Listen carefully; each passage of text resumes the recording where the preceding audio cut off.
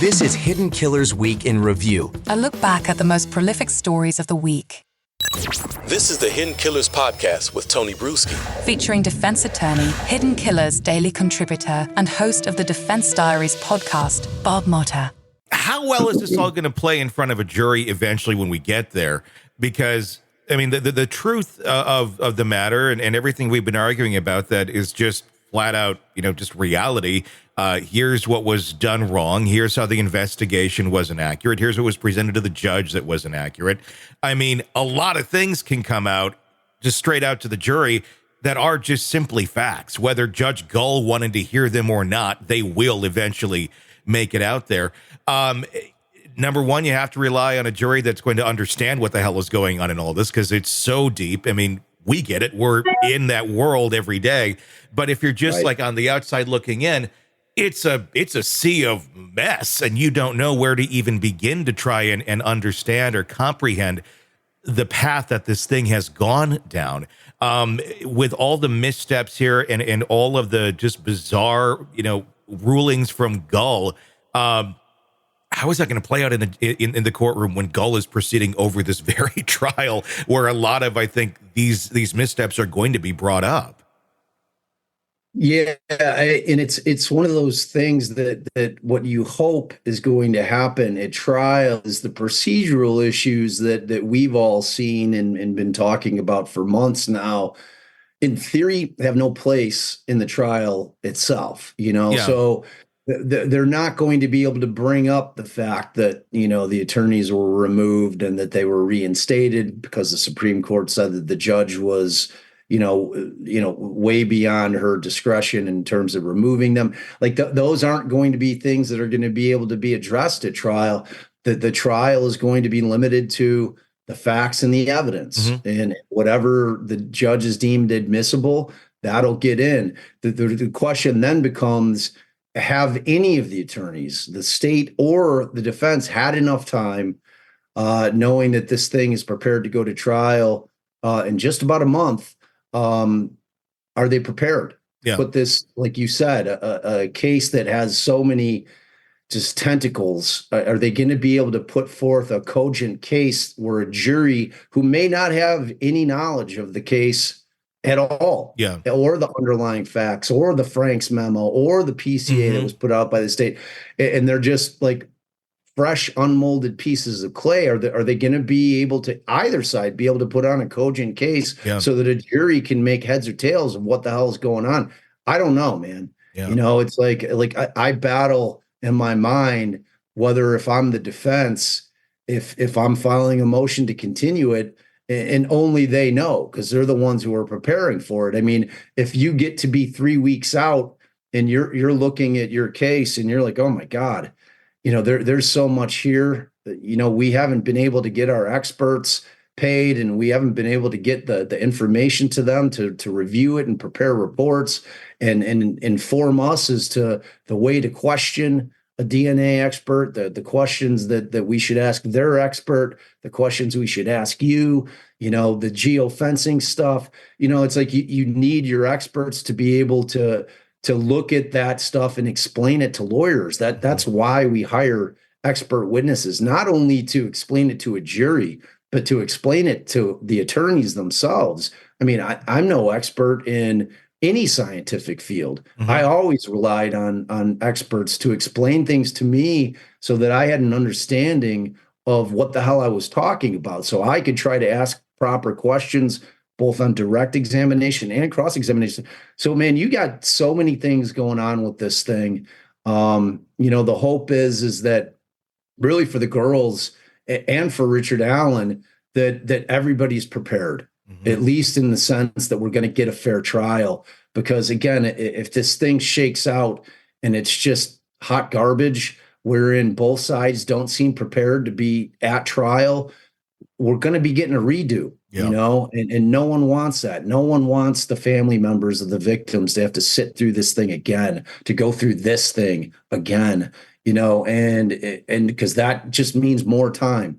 Like the appeal, the victims' families are sitting there, if he's convicted, just waiting for the other shoe to drop from the appellate court oh my God, are they going to get another trial and we have to go through this all again?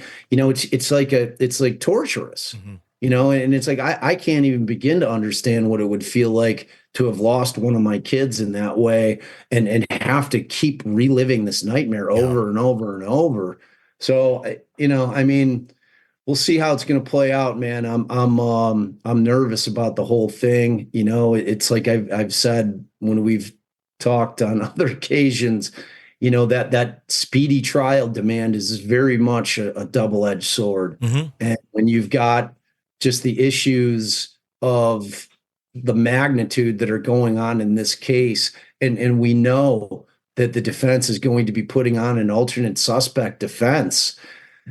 I mean, that's a lot of work, man, and it's like you're going to be hearing in its essence two separate cases. You're going to be hearing the state's case, which is that Richard Allen is the guy, and this is the evidence that we have of it. And then you're going to be hearing in the defense's side of it, we think it's these guys, and this is the evidence that we have that it's these guys, so like you're talking about two separate trials on top of the attacks that are going to be taking place on law enforcement's investigation into this and how shoddy it may have been. And, that we can't trust that evidence. It is a huge amount to prepare for. So, like for everybody involved, I'm nervous about this thing going in a month, man, because it's a lot to handle. Refresh me on this. There's no cameras in the courtroom for this, right?